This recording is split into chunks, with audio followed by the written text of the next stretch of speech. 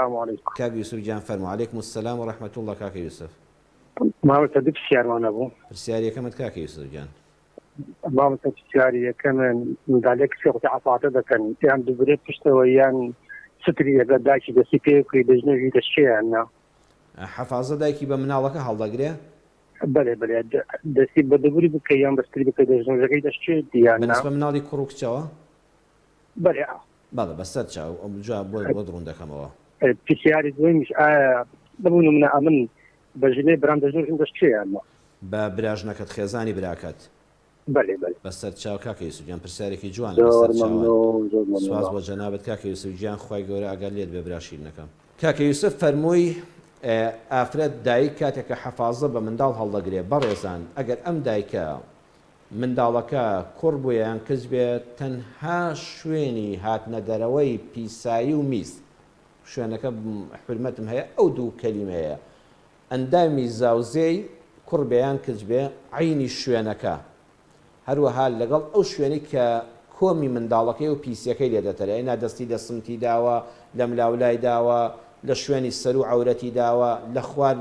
ئەوانەی داوە ئەو هیچی دەستنوێژی پێ ناشکێ هیچی دەستنوێژی پێ ناشکێت تەنها خودی ئەو کونە نەبێ کە عورەتی مرۆڤی پێدەوترێ یان کۆمی ئەو منداڵی پێدەوترێ ئەوە نەبێ ئەوەی تری بە خۆی نەخاتەوە سۆسەوە خۆی نەخاتە ناڕەحەتیەوە هیچی دەستنوێژ ناشکێنێت تەنانەت ئەگەر ئەوە بە پشتی دەستیش بوو وەرمونە دایکەکە لە کاتی حەفاظە پێ هەڵگرتنەکەدا پشتە دەستی بەر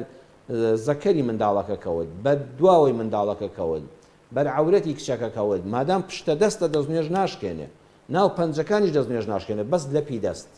بەس لەپی دەستی بەریکەوت بێ ئێرەی بەریکەوت دەستنوێژ ناشکێنێ بەس ئەم تەنها حەساسیەتی ئەم بەرە دەستەیە کە دەستنوێژ دەشکێنێ پشتە دەستی بەریکەوت کێشەنێ ئەویش بەعینی ئەو شوێنە ئەوەی تری بەم لاولای ڕان و سمت و ئەوانەی بە ئەو ئافرەتە بەڕێزە خۆی ناڕەحەت نەکە لە کاتی ئەو دایبی و حەفاظە پێ هەڵگرتنەدا دەستنوێژی ناشکێ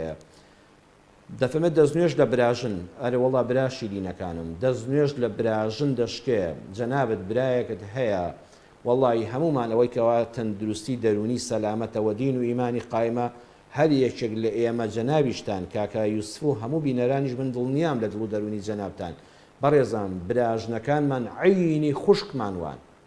بەڵام شەریعەت لەسەر و هەموانەوەیە شەریعەت لەسەر و هەموانەوەیە کام وایە کاتە شەریعەتی ئیسلام قسەیەکی فەرموو خدا و پێغەمبەر صلی الله علیه وسلم شتێکیان باس کرد قسەی من و تۆ نایخوا براژن حرامەتیەکەی کاتیە کاکە یوسف جان ئەزانی بۆچی دەستنوێژ لە براژن دەشکێ لەبەر ئەوەی ئەگەر ڕۆژێک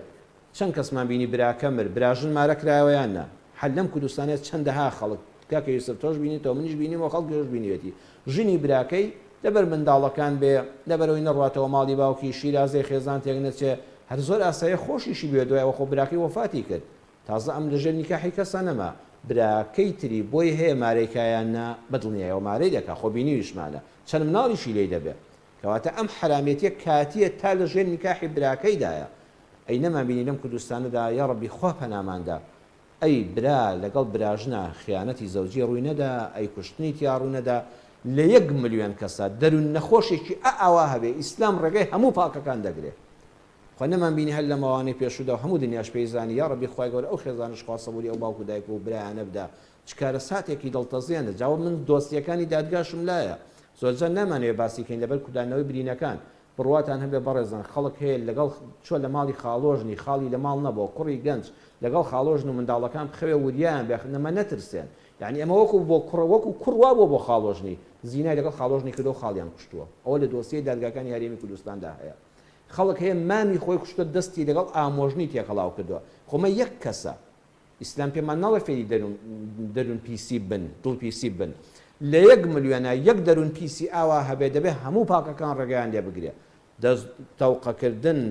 بەڕێزان دەستنوێژ بۆیە لە براژن دەشکێ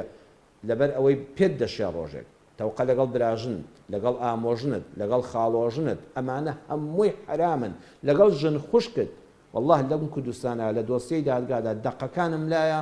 خەڵک هەیە دەستی لەگەڵ ژن خوشکەکەی خۆی تێکەڵاو کردووە کە منداڵی بۆ خێزانی خوشکەکەی ژن خوشکەکەی هاتووە لە ماڵەوە خزمەتی خوشکەکەی کردووە ئەم دوو دەروون نەخۆشە دەستیان تێکەڵاو کردووە خێزانەکەی خۆی بەلاوە ناوە ئیسلام ئەمانەی هەموو حرام کرد لەگەڵ لەبەر 1 دەروون پیس 1 میکرۆب کەرەنتینە جاریوە بۆ نەخۆشیەک دەکرێت خۆوەکانی کەم و ساغن بە ئەم میکرۆبە تووشی من و تۆش نەبێ بە ئەم دەروون پیسانە دەرگایان بۆ نەکرێتەوە با پاکەکان دەرگاکان داخن